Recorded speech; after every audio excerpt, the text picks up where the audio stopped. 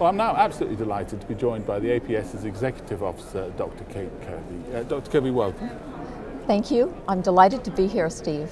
It's a fantastic meeting, isn't it? Absolutely. We are delighted that we have so many people coming from all over the world to share the excitement of the research that they've been doing over the last years, and bringing their students and talking in the halls, as well as, of course, the meeting rooms, and really forming new collaborations. Sure. Now, it's a packed meeting, and I'm sure you've got a very busy schedule. What are you most looking forward to this week?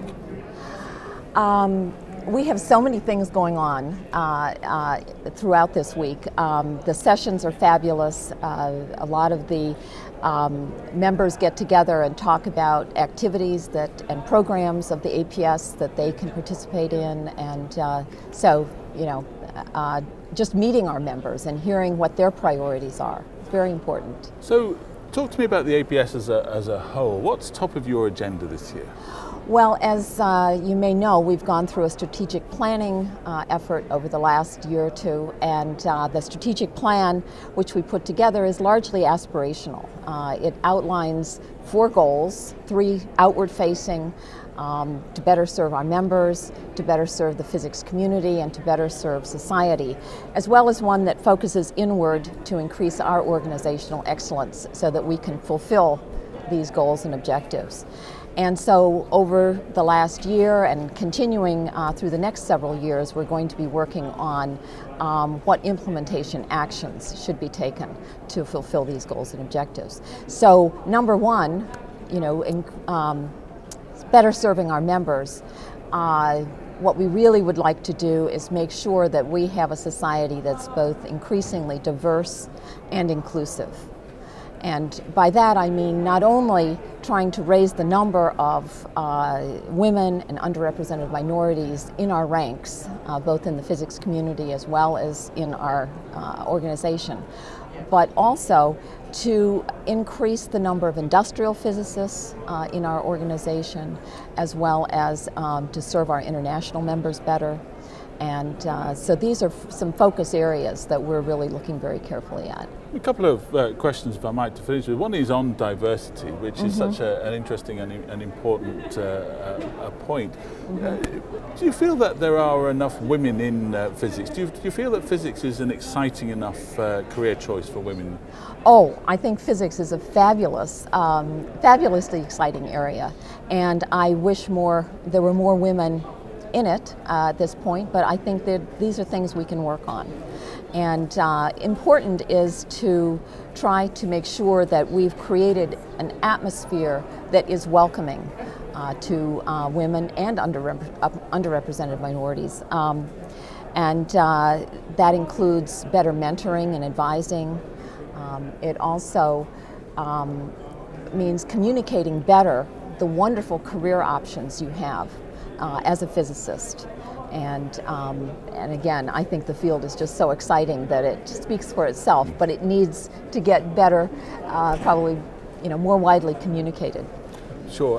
Finally, you talked about society, the important role that physics plays in society. When we get into the 21st century, what do you think the role of physics in society is at the moment? Well, I really think physics is a gateway science. I mean, it's truly fundamental. And, you know, we sort of joke, oh, chemistry is a branch of physics and biology has a lot of physics in it, and, you know, but physics also underlies so much of modern life as we know it. And the fact that most of our technologies that we use every day, whether it's our iPads or iPhones, you know, these are all based on physics that was basic research 20 years ago and now has been translated into modern devices that we all know and love. So Dr. Kirby, what about young people? That's a really interesting question, because one of our top priorities is really addressing how to serve our early career physicists better. And by early career, I mean graduate students, postdocs, and those moving into their first jobs within all of physics. Only about 20 to 25% of our physicists who've gotten a PhD move into academia. And so most of them will be going to work in the private sector. And my concern is that as an organization, we're primarily academics, and I would like to see our organization become much more diverse, including serving industrial physics better, and by doing so we also serve our students better, because that's really where most of them are going. And so another thing that we're doing, both to address young people in the field as well as women, is we've started to organize and provide infrastructure organization for a group that's been running the conferences for undergraduate women in physics.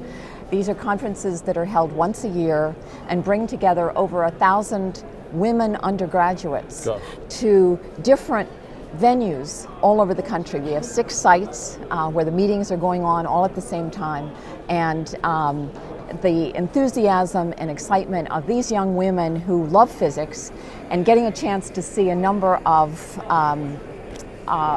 senior women physicists and hearing about the possibilities of different careers, I think is certainly tremendously exciting, and something we should be a part of. So. Well, Dr. Kirby, thank you ever so much indeed for joining us today. And we hope you have a great week in this, what is such a fantastic meeting. So thank you. Great. Nice to be here.